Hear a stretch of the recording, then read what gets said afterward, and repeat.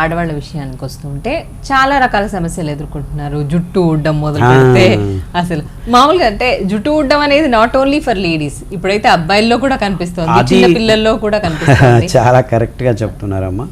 అది కారణం ఇంతే, మన పోషకాంశాలు పీల్చుకునే శక్తి తగ్గిపోతుంది.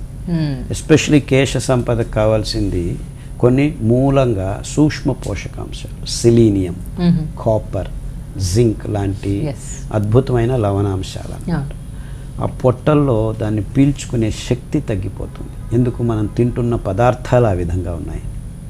ఎస్పెషలీ నీళ్లలో ప్లాస్టిక్ నానో పార్టికల్స్, పాల స్టెరాయిడ్ ఇంబ్యాలెన్స్, ఇవన్నీ మన నిర్నాళ గ్రంథుల్ని అంటే జీవరసాయనిక క్రియల్ని అదుపులో పెట్టుకునే ఈ అద్భుతమైన పదార్థాల అసమతులనం వల్ల జరుగుతుందన్నమాట. అది ఆడవాళ్ళ ఉండొచ్చు, మగవాళ్ళ. అంటే మనం ముఖ్యంగా గమనించాల్సింది ఏంటంటే ఈ నీళ్లను మన నోట్లోకి వెళ్తున్న ప్రతి పదార్థాన్ని ప్లాస్టిక్ నుంచి దూరం చేసుకోవాలి. ఎందుకంటే ప్లాస్టిక్ నానో పార్టికల్స్ ఈ సెలీనియం, జింక్, కాపర్ని పీల్చుకునే ప్రదేశాల్లో అంటుకొని హైడ్రోఫోబిక్గా చేస్తాయన్నమాట. హైడ్రోఫిలిక్గా ఉండాలి మన లోపల పోషకాంశాలను పీల్చుకునే ప్రదేశం. అది జరగాలంటే పీచు పదార్థం మన దేహంలో పుష్కలంగా తేలాడుతూ ఉండాలి.